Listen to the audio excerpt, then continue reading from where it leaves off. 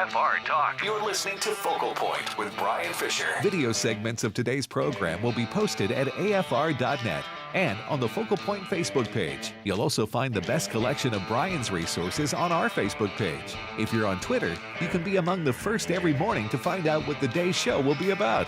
Just follow Brian at Brian J. Fisher. Hi, and welcome back to this Hump Day broadcast of Focal Point on AFR Talk. Brian Fisher is my name. Talking over the course of this hour about this terrorist for traitor swap that President Obama has engineered. We'll take your calls on this, 888-589-8840. I've got a story here about some outraged parents. Their son was an officer. He died hunting for Bo Bergdahl, and they were lied to about what happened to their son. The furious parents, this is from the Daily Mail in the UK, the furious parents of an officer who they claim was killed while searching for freed Taliban prisoner Bo Bergdahl today said they had been lied to as a part of a cover-up just like Benghazi. The mother and father of Second Lieutenant Darren Andrews are angry that they have been told different stories about how their son died. First, his commander said that their son was blown up while hunting a Taliban commander, but only now that Bergdahl has been freed after 5 years in captivity are they learning the truth. Second Lieutenant Darren Andrews died in a Taliban ambush on September 4, 2009, after he tried to save colleagues who had been injured in an IED explosion. Top brass told his parents that he had died searching a Taliban commander. Now, former comrades have come forward to say they were really looking for Bergdahl. Remember, we had that other eyewitness testimony talked about last hour about how after Bergdahl disappeared, the accuracy of the Taliban in setting off these IEDs had improved. It's entirely possible that this IED that took out this truck, that it might have been a successful explosion because of Bo Bergdahl. He might have been the one that helped them plan that ambush that killed this second lieutenant who was hunting for him to try to save him. No information coming from the administration. Richard Engel of NBC saying this, look, we've actually been getting more information today from the Taliban than we have from spokespersons here at the hospital in Landstuhl. That's where Bergdahl is being held right now. We can't get any information out of the administration. We got to go to the Taliban to get information about Bo Bergdahl. Wall Street Journal's got a story here today about earlier Guantanamo Bay detainees who returned to violence. 3 Guantanamo detainees that were freed by the United States 10 years ago on the assumption that they would not return to terrorist causes rejoined one of the most violent Islamist groups fighting in Syria's civil war, according to the Wall Street Journal. A decade ago, the Moroccan government had given assurances that the freed detainees would not return to violence, just as similarly in the most recent deal, the Qatari government agreed to monitor ex-detainees and prevent them from returning to the battlefield. To date, however, nearly 29% of the 614 detainees released from Guantanamo Bay Prison have returned to violence. That's the recidivism rate, 29% going back to the field. All 3 men that were released a decade ago trained in Afghanistan in the year before the 9/11 terrorist attacks on the United States. So they were there at the same time. That's where we picked these guys up. These 5 guys that we released from Guantanamo Bay, they were in Afghanistan prior to 9/11. They were helping the Taliban. They were the reason the Taliban was in power. They were the reason we had to go into Afghanistan in the first place. After being captured in the U.S.-led invasion of Afghanistan in 2001, these Moroccan Muslims were detained and sent to Guantanamo as enemy combatants, 2 of which the Pentagon considered to be high risk and likely to pose a threat to the United States, and they were released anyway. 2 were released in 2004, repatriated to Morocco. The 3rd returned in 2006. And this, by the way, is on Bush. I'm not pinning this one on Barack Obama.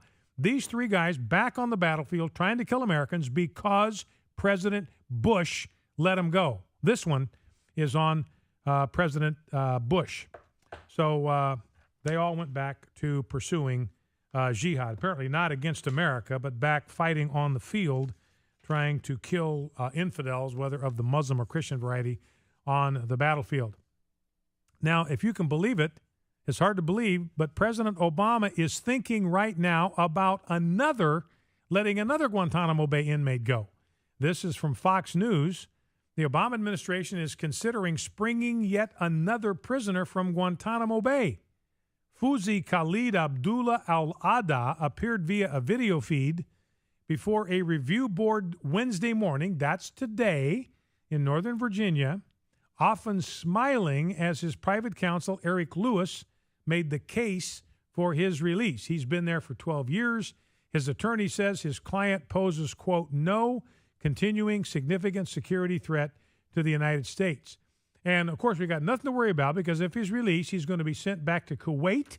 He's going to be put into a rehab facility for at least a year, and he'll only be allowed to leave during daytime hours. After 6 months, he'll be subject to extensive security monitoring. His internet activity would be monitoring. He'd have to check in with police at least once a week, and he'd be banned from traveling outside Kuwait. You know, my response to that is right. I'll believe that when I see it. And he's not been a passive prisoner. He hasn't been a model prisoner. He's been hostile. He's thrown food and other items at fellow inmates and guards, and he's participated in hunger strikes, not a model citizen. And one of the reasons that you know that they're desperate is they're using the word sacred a lot about why they had to go get Bo Bergdahl. This administration never invokes God. Now all of a sudden all we're hearing is about the sacred duty of getting Bergdahl back, a man in uniform. Let's go to the phones, 888-589-8840, 888-589-8840. Let's go to Johnny in Tecoshi, Oklahoma. Johnny, welcome. What's on your mind? Hi, Brian. Hey. I can tell your voice is piercing the heart of Marxism. Say that again? I can tell that your voice is sure piercing the heart of Marxism. Oh, I hope so. You just keep up the good work. All right. brother. Well, thank you, sir, and I will. Hey, I agreed with impeaching the president a long time ago when he first started with DOMA and everything that followed. But, I agree with the impeachment for sure. And anyone in the high-ranking cabinet that follow his ideology. And there is a reason why our president is a civilian appointed the commander-in-chief of our militaries, because he has no direct safeguard under the UCMJ that him being a civilian is directly accountable to the people of the United States and our laws. Mm-hmm. Yeah, he's not accountable. He's not accountable to military authorities or the UCMJ. He is accountable directly to the American people.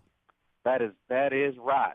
And the way I understand it, impeachment, yes, if there are charges according to the Constitution that removes him from office, but what he has done is nothing to do with removing him from office. I think all the legal eagles in our country need to get together and figure out a way to have this guy carted off to Fort Leavenworth and brought up on federal charges. And now, are you talking about Bergdahl? No, the president. Oh. Well, now Obama. see, here's the deal. Now, the Constitution is very clear that a president, while he's in office and is discharging the duties of his office, cannot be prosecuted in a civil court. And I think that's a good rule. I don't disagree with that rule, because if a president could be sued in civil or criminal court, everybody would be filing frivolous lawsuits to tie the president up in knots for the duration of his administration. I don't care who was in office. So that's the reason that the Constitution, the founders, exempted the president while he is in office from criminal charges. The only remedy is removal from office. That's the punishment. It is removal from office, and that the Senate can do. Now, if he gets out of office and does other stuff, then he doesn't have the shield of being the president. But I think that's a good rule, and I understand, John, there's a little bit of frustration because a lot of people would like to see, I think, an individual's done the kind of things that he has done. People could understand why you'd want to see him incarcerated, but that's not a penalty that's provided under the Constitution. Removal from office would be the penalty, and that would be the maximum penalty in this case. Well, still, I don't see how he can get by with committing felonies and not be held accountable other than getting fired. Well, and see, I tell you, John, this goes back to the fact, at some point we have to stop and look at ourselves and say, hey, look, we put this guy in office. We picked this guy. We chose this guy. The American people selected this guy to be our president. And, most of us knew what he was made of. We knew what he was capable of. We'd seen what he had done in his first term. And so that affected the decisions we made at the polls. But the majority of the American people said, look, this is the guy that we want. And so that's why I think, I don't think it would be right to prosecute a president for a felony in a criminal court or civil court. I think that protection is appropriate. It can be frustrating at times, but I think we do want to be sure we stick here with what the Constitution lays out, and that is that he's not subject to criminal prosecution while he is acting as the president of the United States, but he is not exempt from impeachment and removal from office. Well, listen, John, that's a very good call. I appreciate you raising that issue. Let's go to Haley in Lawrenceburg, Tennessee. Haley, welcome. What's on your mind? Haley, are you with me? Yes, sir, I Yes. am. You just mentioned a sacred duty. I'm not aware of the rules in the military, but Stephanie Hart said that the circumstances of his capture don't matter. Why don't they matter? If he wants to openly denounce his citizenship, why should they go after him?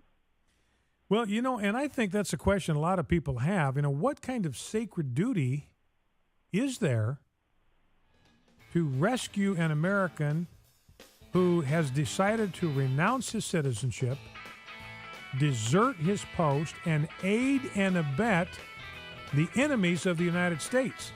I mean, our They sacred... could hunt him down. They Yeah. could hunt him down to... And I agree, Haley. I think our sacred duty in a situation like that is to apprehend him. Not to rescue him, but to apprehend him and bring him back to face a court-martial and possible punishment as a traitor. I agree. Sacred duty is not to rescue him. The sacred duty is to apprehend him and subject him to a court-martial. All right, Haley, that's a great call. Appreciate that. Focal Point AFR Talk. Be right back.